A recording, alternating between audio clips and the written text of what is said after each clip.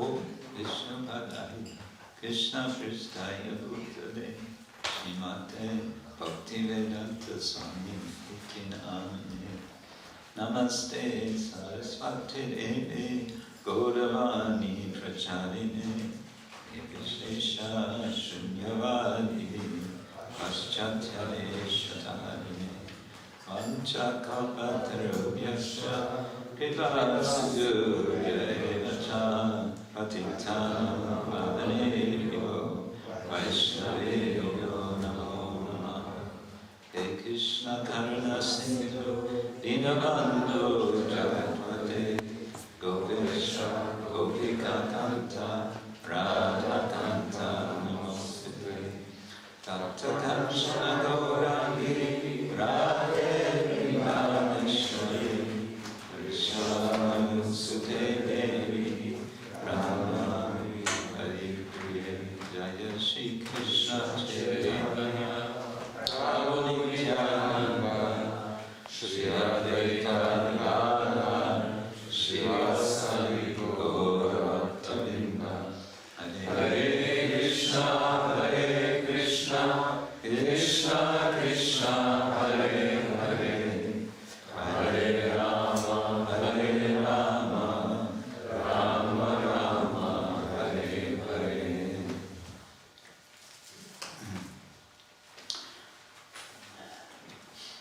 Good evening, everyone. Thank you all for coming. We're continuing our discussion of Rama Lila. This morning we read one verse from Srimad Bhagavatam, which briefly mentions the encounter with Shurpanaka, she whose nails are like shurpas, winnowing baskets. So I thought we could continue that discussion with the details that are described in the Ramayana. As we saw, Bhagavatam is giving a very brief summary of the pastimes, as Shukadeva Goswami says. He says, you've already heard this so many times. And so he's just giving a summary. But he's giving a summary also for the sake of completeness. You could say that the Bhagavatam is in a way, the whole Bhagavatam is a summary of the pastimes of the Lord, with a special focus on pastimes of Lord Krishna, since it says in the first canto, Ete chamsa kala pumsa Krishnastu Bhagavan Swayam Indrari Vyakulam Lokam Ridayanti Yuge Yuge. Of all the avatars of the Lord, however, two means however, Krishnastu Bhagavan Swayam. Krishna is Bhagavan himself. So the main focus of the Bhagavatam is on Krishna. And we generally consider ourselves Krishna devotees. And at the same time, when we chant the name Krishna, we also chant the name Rama. We chant the name Rama as much as we chant the name Krishna. Hare Krishna, Hare Krishna, Krishna Krishna, Hare Hare, Hare Rama, Hare Rama, Rama Rama, Hare Hare. And we are naturally inspired also by the Lord's appearance as Rama, inspired by Rama. His pastimes are very wonderful. So we celebrate them as, you can say in a way, as expansion of the pastimes of Lord Krishna. We make this distinction. Maryada Purushottama is Rama, Lila Purushottama is Krishna. But then again, Rama's pastimes are also emphasis is on this idea of Maryada, of propriety. However, we see in Ram Lila also moments, occasions, when we wonder, is this really Dharma? Is it proper?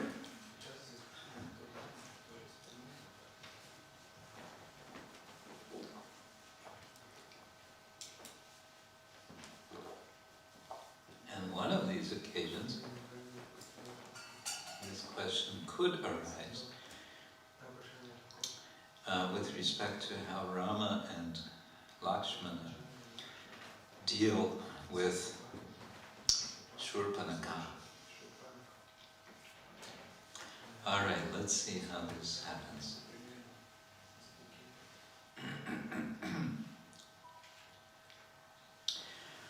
The situation is that Sita, Ram and Lakshman are in Panchavati, and apparently they're coming near the end of their 14-year banishment. But we may get to that discussion. But it says, as Ram was sitting, engrossed in conversation and discussion, a certain Rakshasa woman chanced to come that way. She was the sister of Ravana, the 10-necked Rakshasa, and her name was Shurpanakha. Coming upon Rama, she stared at him as if he were one of the 30 gods. It's explained in the notes. 30 is a kind of common number. It's a short way of saying 33. Okay, is it 33? Is it 330? Is it 3,000? You hear different numbers. How many gods are there? In fact, there's a conversation in the Brihad Aranyaka Upanishad on this very subject. How many gods are there? And the initial answer is, I think it's 3,006. 3,000. What? Yeah. And then, I forget, it's Yajnavalkya. Someone is saying, asking, yes, but how many gods are there really? And keep reducing down and eventually get to 3, and then, well, actually there's 1. The Supreme Personality of Godhead. Rama had long arms, the chest of a lion, eyes like lotus petals. Though delicate, he was very strong and bore all the signs of royalty.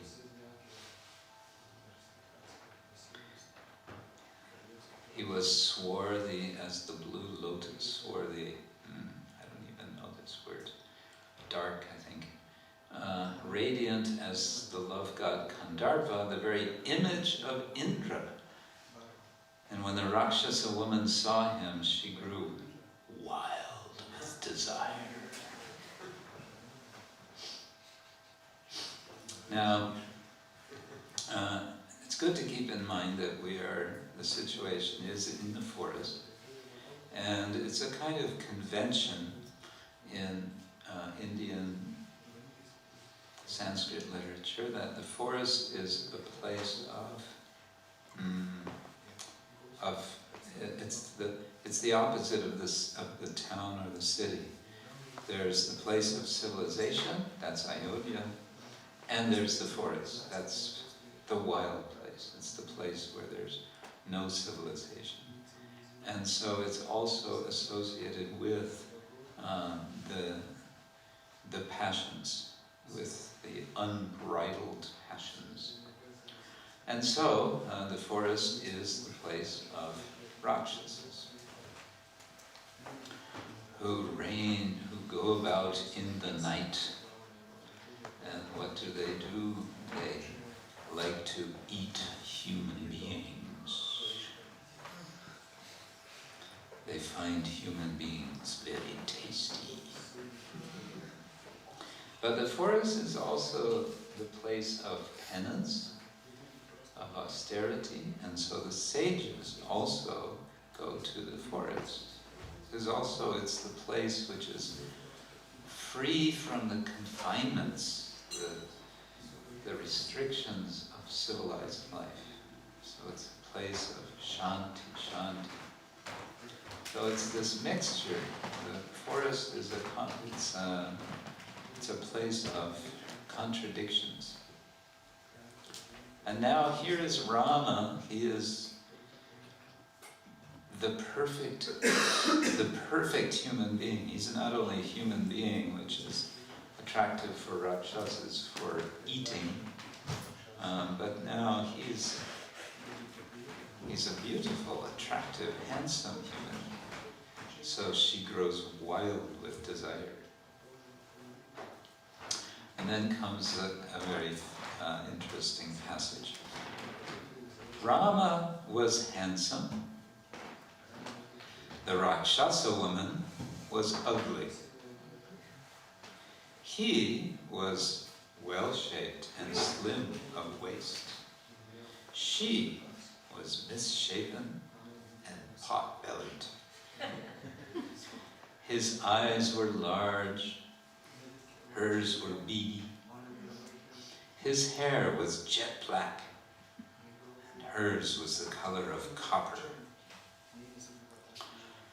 He always said just the right thing and in a sweet voice. Her words were sinister and her voice struck terror.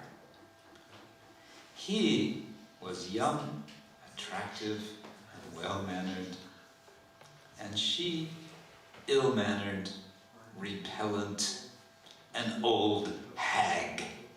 You know what a hag is? Hag is... What is a hag? It's an old, granny, nasty, nasty old lady. That's a hag. Nasty old hag. And yet, the God of love who comes to life in our bodies had taken possession of her, and so she addressed Rama. Now, just before we go on, let me see, there's some notes to this edition. And I wanted to sometimes refer to these. 16, 8, 10. I had mentioned, I think yesterday, that the scholars who have done this translation have paid a lot of attention to the traditional commentaries. Here, the translator Sheldon Pollock says, the rhetorical figure here is known as the Vishama-alankara. Alankaras are literary ornaments. It's a whole science, a whole elaborate tradition of Indian poetics. This is defined in the Sahitya Darpana as, among other things, quote, the juxtaposition of the incongruous. Incongruous, do you know that word? Incompatible.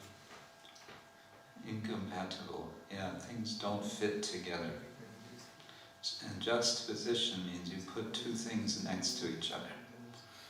So two things next to each other which absolutely don't go together. That is called Vishama-alankara. And that's what this is an example of. Because remember, the Ramayana is poetry, kavya. It's considered the original kavya as we discussed also yesterday, how Valmiki became inspired out of his great shoka to pronounce a shloka. So this was the origin of poetry, of kavya, and kavya has these ornaments, such as this ornament of Vishama Alankara. Now, there's a curious point here, though. You may be wondering, how is it? Because these Rakshasas and Rakshasis are shapeshifters. They can change their shape at will. So why is she appearing before Rama in an ugly form? Wouldn't she appear in a very attractive form? And you'll read many versions, usually the various abridged versions of the Ramayana. They will speak of her appearing in a very attractive form. And the reason they do this is because the commentators, this is explained in these notes, the commentators also felt something is wrong here. Why is Shurpanakha appearing in this ugly form? In other words, they're taking the text as it is, the Sanskrit, and they're going, how is this? How come she's appearing ugly? She should be appearing beautiful to attract. But so they tried to make some adjustments, but the translator says they're not very successful. However, we find abridgments, we find other versions of the Ramayana where she appears beautiful. So, for example, in the Ramcharitamanas, she appears very attractive, and maybe we can look at that.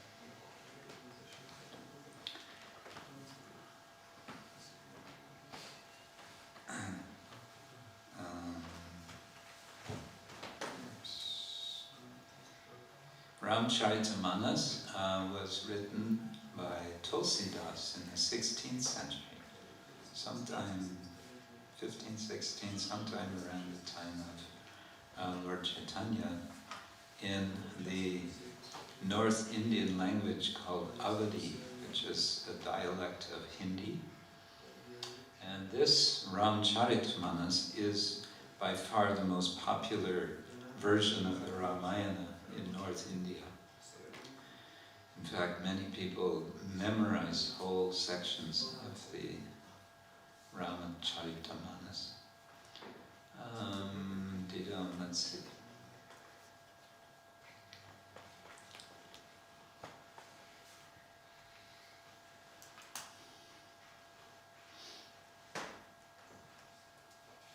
Yeah, it says, having assumed a charming form, she approached the Lord and with many a smile addressed the following words to him.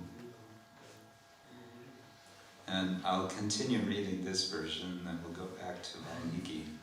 She says, "There is no man like you, and no woman like me. It is with great deliberation that God has made this pair." Note the irony. Rama is God. "I have ransacked the 3 spheres, but have found no suitable match for me in the whole universe. It is for this reason that I have till now remained a virgin. My mind has been set at rest a bit only after seeing you." So she's giving her pitch to Rama. Let's see what Valmiki says. She says,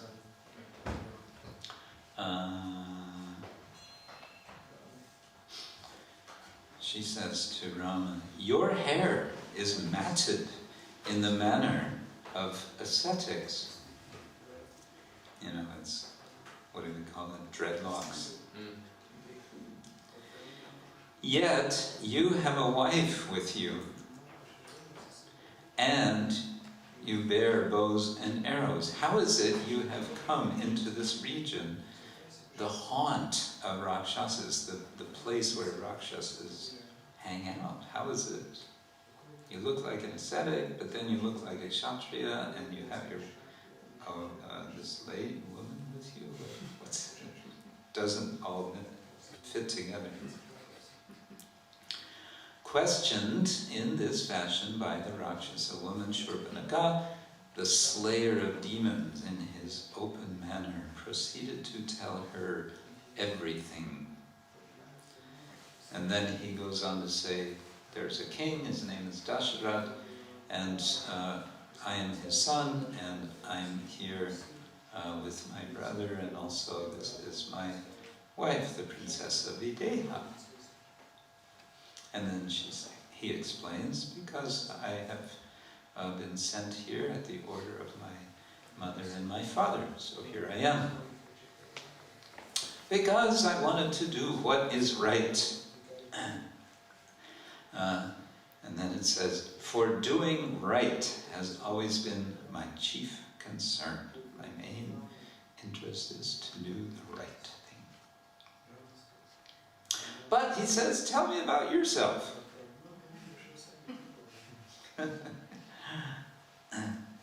Who are you? To whom do you belong? Why are you here? Tell me truthfully. And the Rakshasa replies, consumed with passion, "Listen then, Rama, I shall tell you, and my words will be truthful. My name is Shurpanaka. I am a Rakshasa woman who can take on any form at will." Why is she not taking on a beautiful form? "And I roam this wilderness all alone, striking terror into every living thing." And then she explains, "My brother is Ravana, and I have another brother, his name is Kumbhakarna, who sleeps most of the time." And also there's Vibhishana. He's a very righteous guy. He doesn't behave like us, like Rakshasas.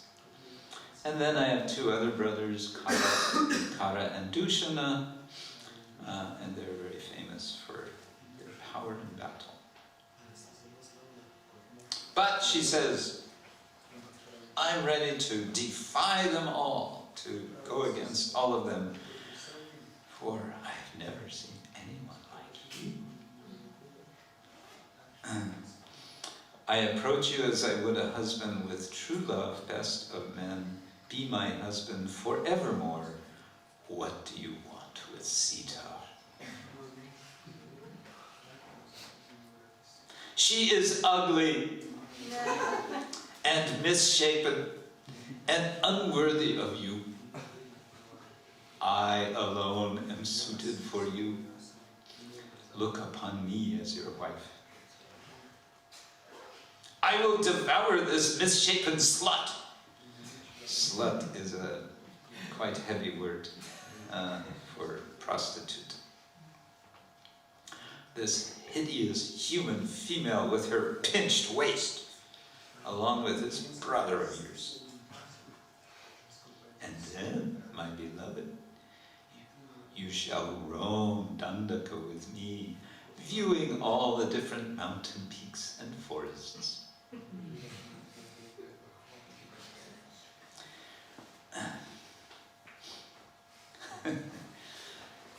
Lord Rama just laughs. And then he begins to reply. And this is what he says. Do you want to hear what he says? Yes. As Shurpanaka stood there, bound tight in the bonds of desire, Rama smiled and, humoring her, replied in jest. Now, before I continue, though, we have an interesting note.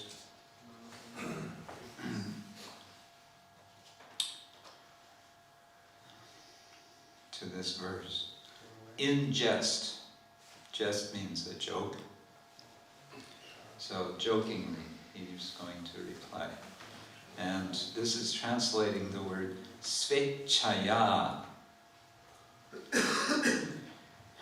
But the translator says the reading should be marked as uncertain insofar as the northern recension has nothing of the sort. It merely expands what I've translated as the causal phrase.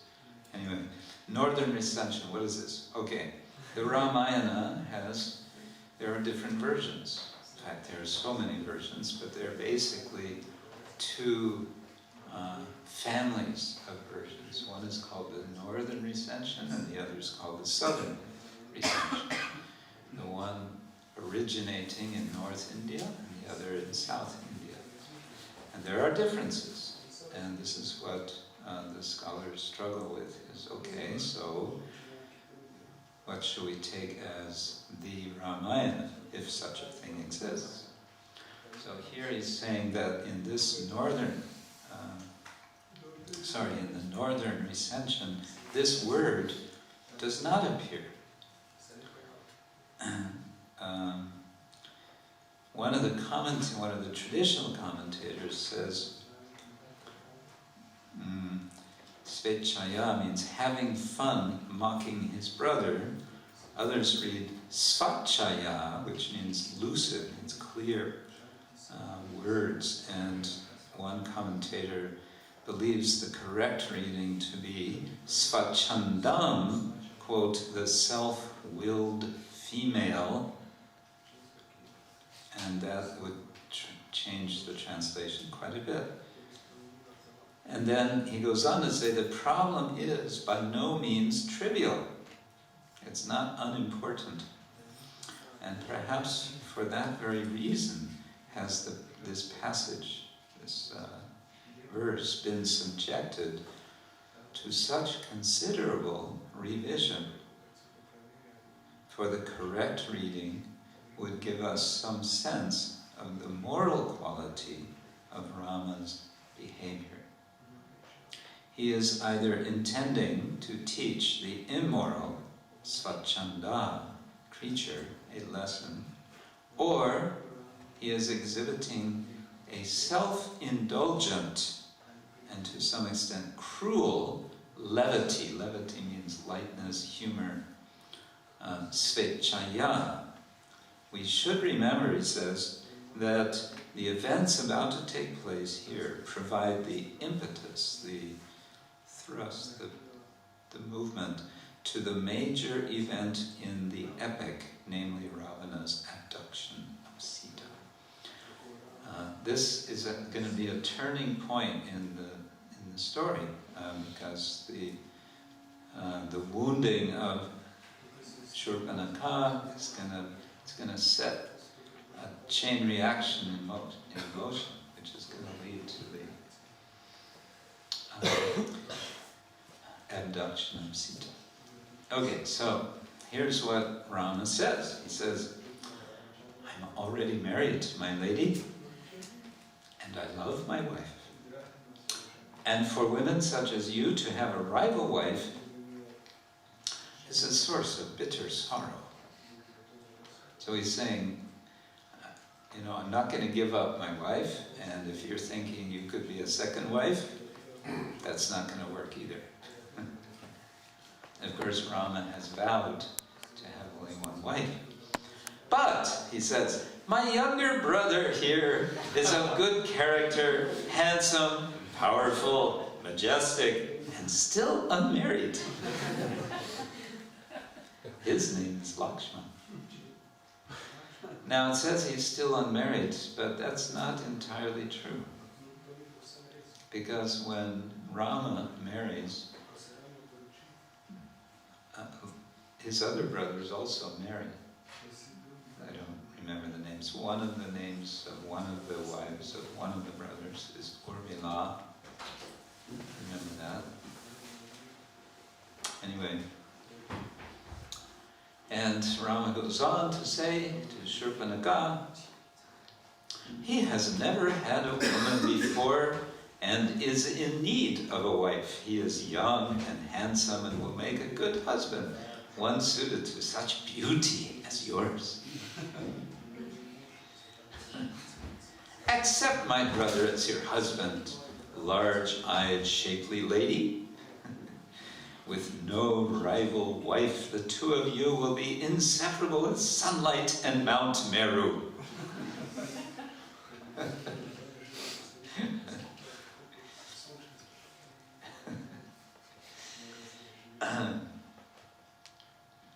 When the Rakshasa woman, wild with desire, heard Rama address her in this way, she promptly forsook him. She said, oh, okay, and said to Lakshman, I shall make you a lovely wife, one befitting your beauty, and together we shall roam pleasantly all through Dandaka.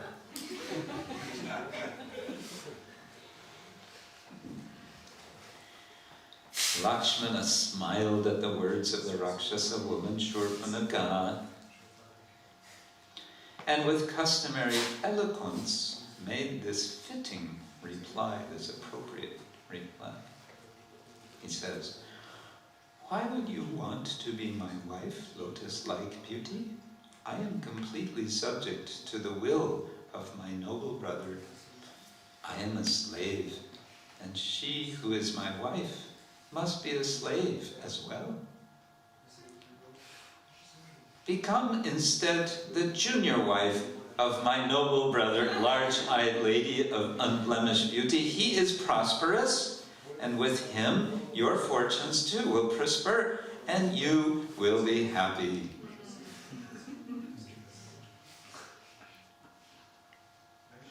Soon enough, he will turn away from this misshapen slut, this hideous old wife with her pinched waist, and give his love to you alone.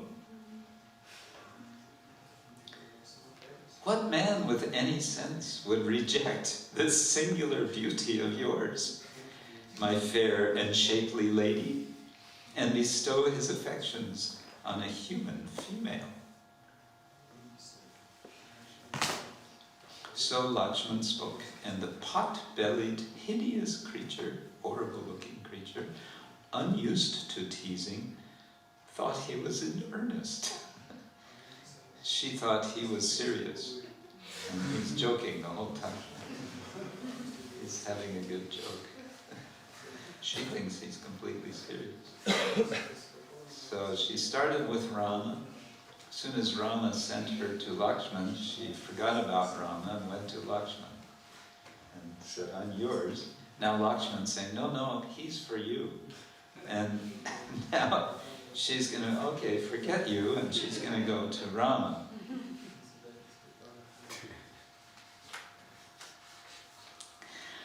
Then, as Rama, the invincible slayer of enemies, sat with Sita before the leaf hut, the Rakshasa woman addressed him once more, wild with desire. She's always wild with desire, right?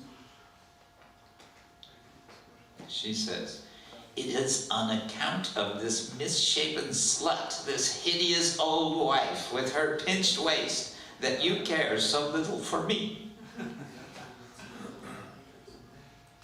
I am going to devour this human female at once, before your very eyes. Then, free of any rival, I shall live happily with you.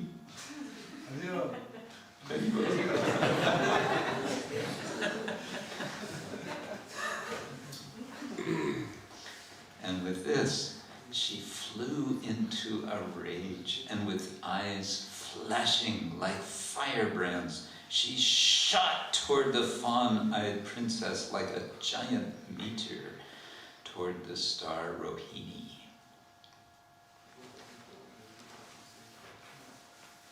But as as she was about to fall upon Sita, she was about to attack Sita, like the very noose of death, mighty Rama angrily restrained her and said to Lakshmana, "Never tease savage, ignoble creatures, Saumitri. Look at Vaidehi, dear brother, she is frightened half to death. Now, tiger among men, mutilate this misshapen slut, this pot-bellied, lustful Rakshasa woman." So Rama spoke, and powerful Lakshmana, in full view of his brother, drew his sword and in a rage cut off the creature's ears and nose.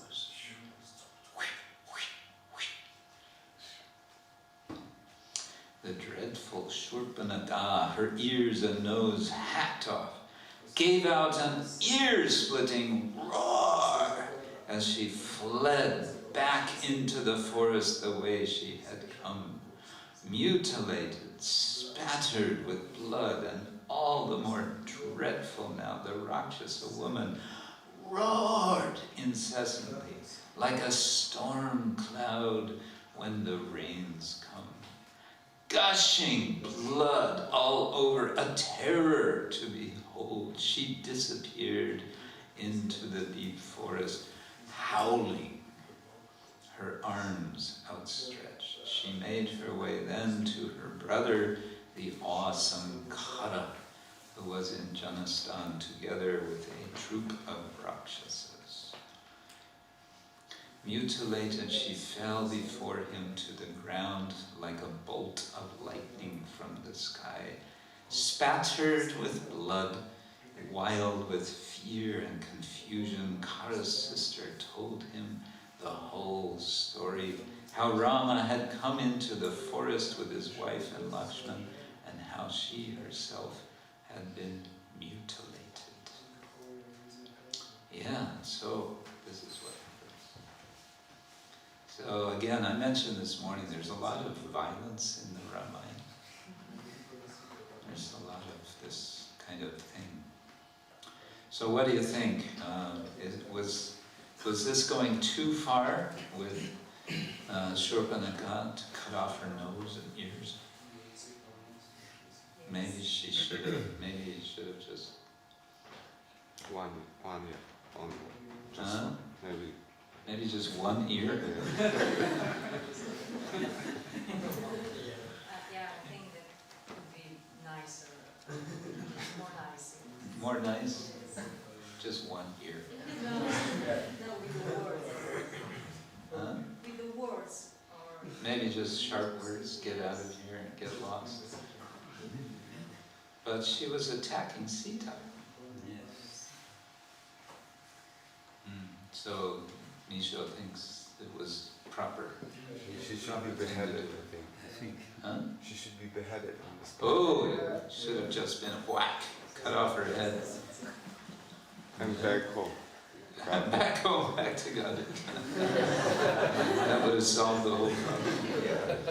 If she didn't have a head, she wouldn't have been able to go back to Kara and Dushana, and then, so many other troubles might have been saved. She would attain liberation. Huh? Yeah, liberation.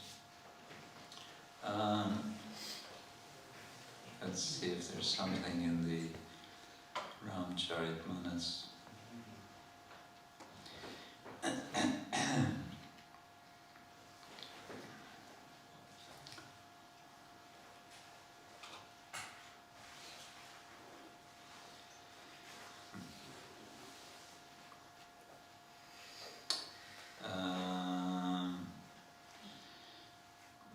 Well, it just says, with great agility, Lakshmana struck off her nose and ears, thereby inviting Ravana through her to a contest, as it were. Agility with great expertise. Lakshman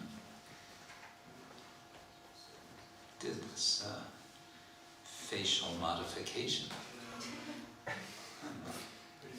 Surgical procedure. surgical, yeah, some Procedure. surgical procedure, some, what's the word I want? Facial makeover. Huh? What do they call it when they do surgery to make Plastic surgery. Plastic Plastic surgery. plastic surgery? Yeah. I heard plastic surgery has become huge business now. So, as I said, this is what this sets off a kind of chain reaction.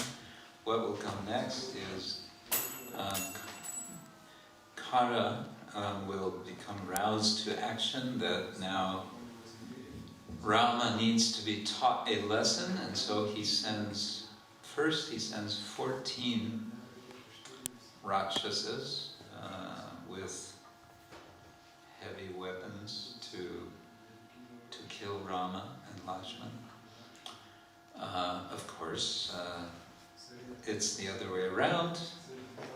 Rama and Lakshman kill the 14 Rakshasas, and then Shurpana comes back to Kara. Now she's really angry. She's really angry, and she's angry at Kara, at her brother. Why do you send these wimps, these weaklings? You know, you got to get rid of this. You've got to kill Rama, and he just killed him. So then Kara sends not 14, but 14,000 Rakshasas. And this is where Rama shows his expertise in the use of the bow. It's described that when it comes to the final fight, which is Kara against Rama directly, the sky is so filled with arrows that it becomes dark. Arrows are coming from both sides. So it's just like clouds of arrows going. And you sort of wonder, how does this work, that one person is shooting arrows and killing? It's 1 against 14,000. How is that going to work? Right? And so we're reminded, who is Rama? Rama is the Lord himself. What is 14,000 Rakshasas for him? It's just some fun. Bit of a challenge, but he's alert, and it also says several times how angry Rama is. Rama is in a rage. And so there's also this sense that with the Ramayana, in contrast to the Mahabharata, you could say, in the Ramayana, it's kind of most of the time it's a quite simple, almost black and white, the good guys and the bad guys. There's Rama and his associates, and then there's the Rakshasas. And the Rakshasas, there's nothing good about them. They should just be killed. We saw yesterday, day before, we read how, I read ahead at that time, that Ravana is scheming to get Sita and to abduct her, and so he wants to send Maricha, and Maricha tries to give him good advice, but he's not able to listen. So the qualification, that is to say the disqualification of these demons is they cannot listen to good advice. Vibhishana is an interesting case, because Vibhishana is, and terms of birth, he's also a Rakshasa. He's the brother of Ravana, of course. But he has a completely different outlook, and he's trying again and again to also to straighten out his brother. He wants the best for him. He actually seems to have some kind of hope for some time that Ravana could be reformed. But his understanding is, although he's a Rakshasa, it seems like he's not. And of course, what is he? He's actually a devotee of Rama, even if he is a Rakshasa. But in general, the Ramayana has this kind of simple black and white approach, whereas the Mahabharata is more complicated. People have mixed behaviors, there are more mixed motivations. The characters are more complicated for the most part.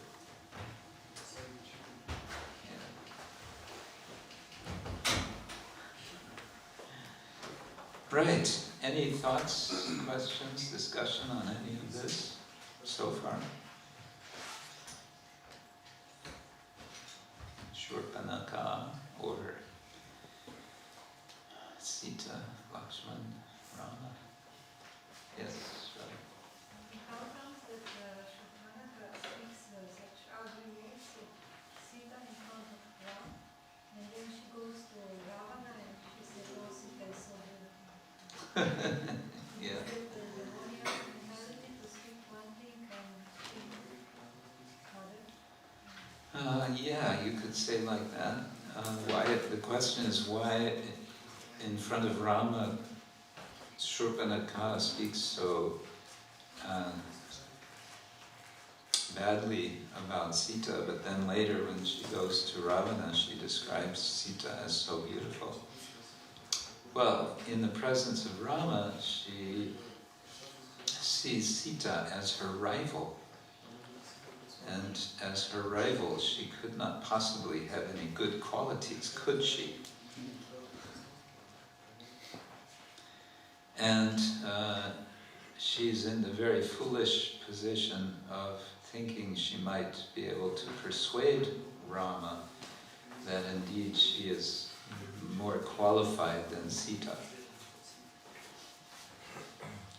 Which, of course, makes her all the more ridiculous. As we read, it's obvious that she is quite clueless. She doesn't understand at all what is going on. And you can say the real problem for her is that she has no understanding of what is bhakti. Because the relationship between Rama and Sita, and also Lakshman, is a relationship of bhakti, of love, of devotion. And she has no idea what is that. All she knows is lust. As it says, she is wild with desire. So when a person is wild with desire, they can say anything to get their way.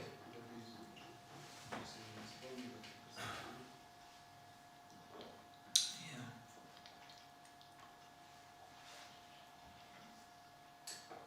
Oh, I wanted to read this note about the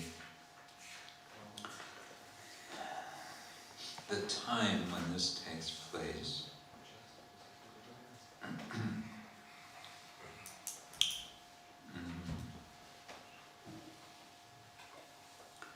One of the commentators argues that the events which occur at this time of the disfiguring of the meeting with Shurpanaka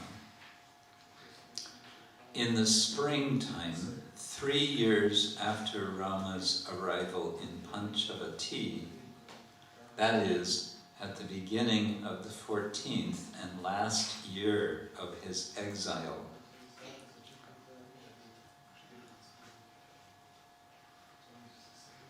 the calculation behind this is complex, but is based on the following key points.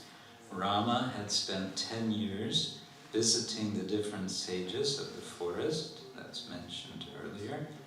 After Ravana's abduction of Sita, he gives her 1 year to submit to him, that's mentioned later. This period is nearly over by the time Rama arrives in Lanka, and that will be mentioned later. The victorious hero returns to Ayodhya directly after slaying Ravana, 14 years to the day since his departure, and that's mentioned in part 6.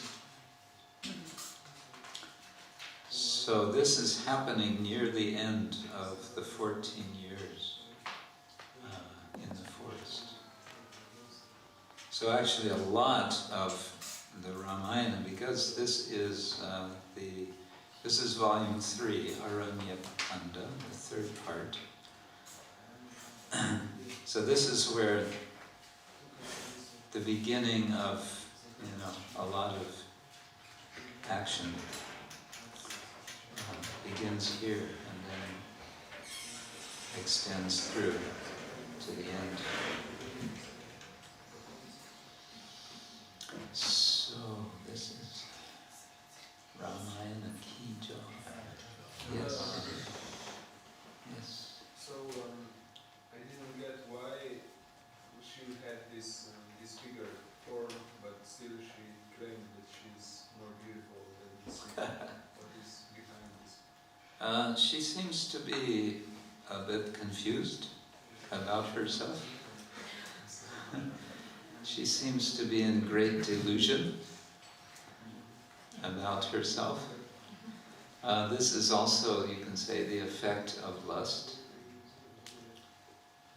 that one cannot see things as they are. But again, as the commentary, the traditional commentators had trouble with this. How is it that she is not changing herself to look beautiful? Yeah. Perhaps she doesn't know what is beautiful to Ram, and she's waiting to tell her how he wants her to look like. Because she promises, she says, I can take any form I want. And so she's waiting to tell her, you should look like this, you should look like that. Okay, that could be an explanation too. Yeah. Yeah. Yes. And Sita did something wrong, that later she had to leave Ram. Everything that happened, but Ram was Is there some fault she had, that Sita had, that she becomes separated from Rama? We don't seem to have any account from previous life or whatever. Her fault, you can say, is her innocent attraction to the deer. And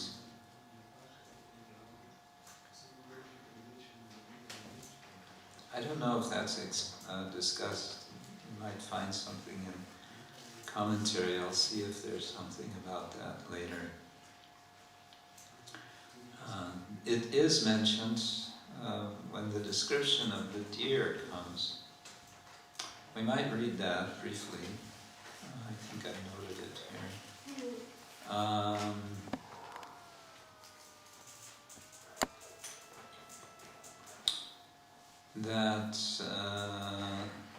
When the deer is, here it is, the deer is described.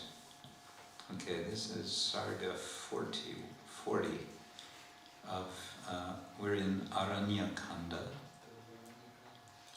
So this deer, of course, is Maricha, who has transformed himself into a deer. And he enters into Rama's ashrama, or near the entrance to Rama's ashrama. Here's the description. The deer's horns were tipped with rare gems, his face mottled dark and light, that means different spots.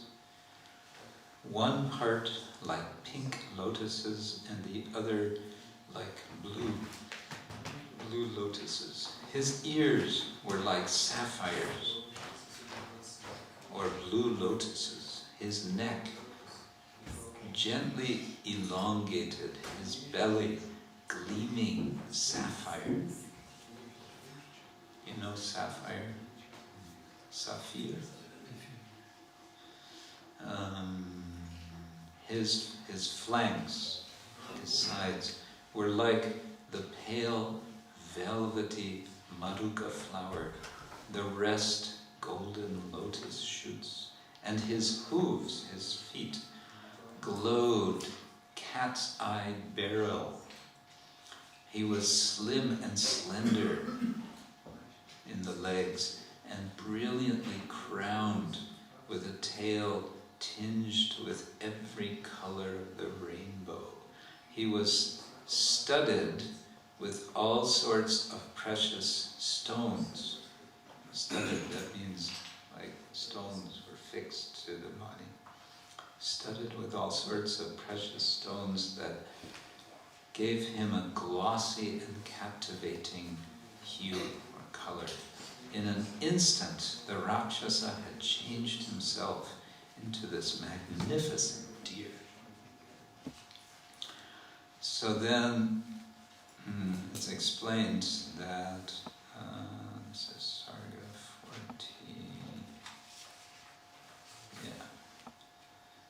14, rare gems. He is studded with rare gems. It says, this translates, Mani Pravara.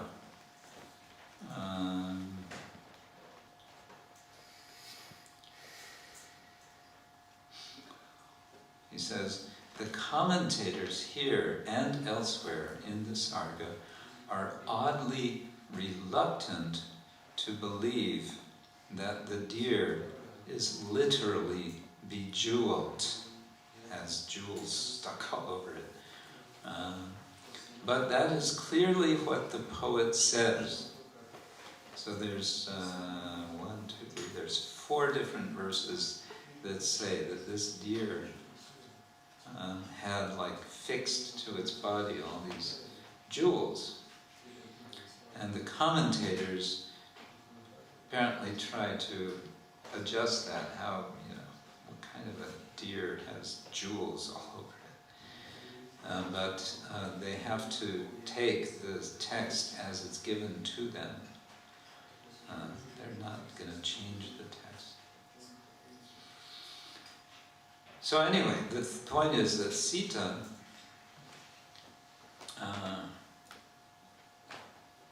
was captivated by this form. Let's see. Lots of description of the deer.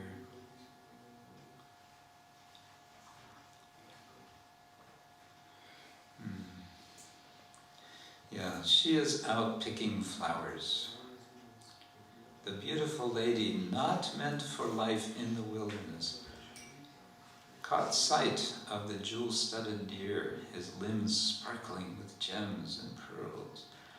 She, with her sparkling teeth and ruby lips, stood there, eyes blossoming with wonder, staring longingly at the deer and his hide, his skin of silvery metal.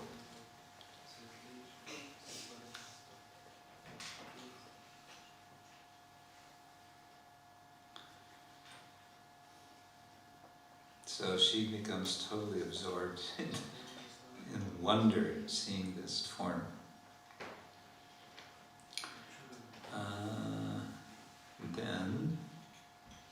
In delight, she cried out to her husband and to Lakshmana, who stood armed and ready.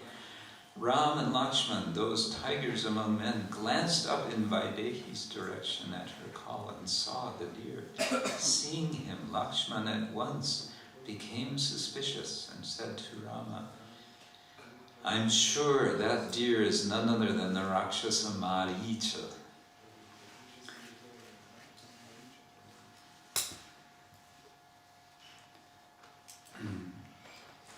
And he goes on to explain why he thinks that.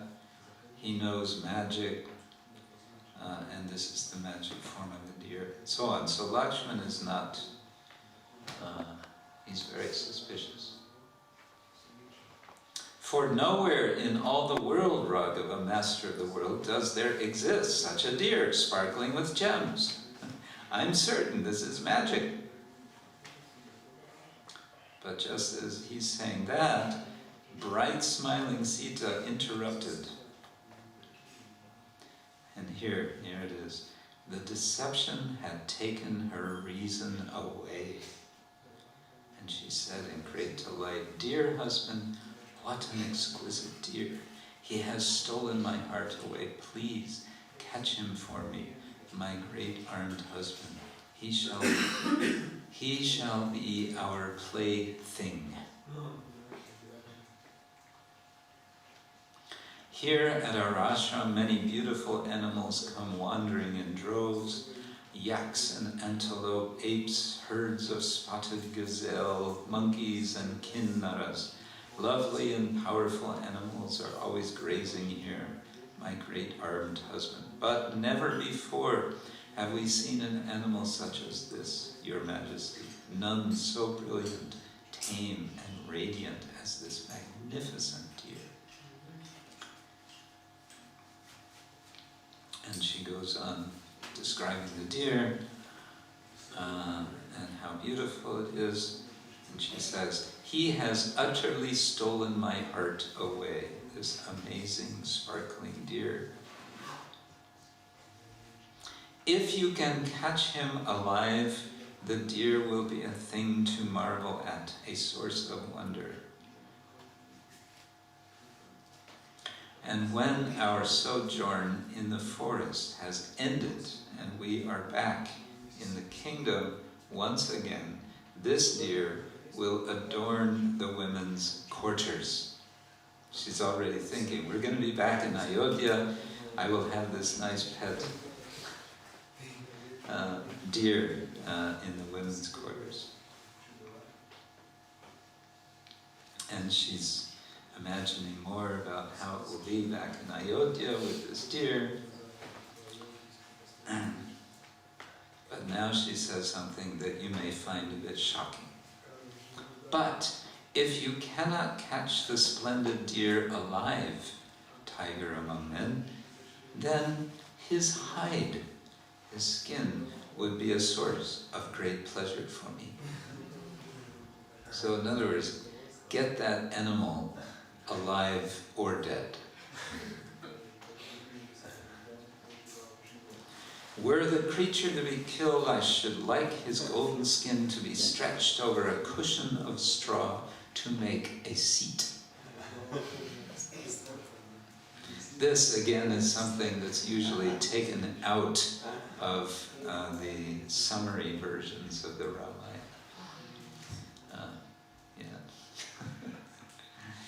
Okay, so we'll end there. Shri Rama Leela ki Jai. Ram Lakshman Hanuman ki Jai. Jai Gaur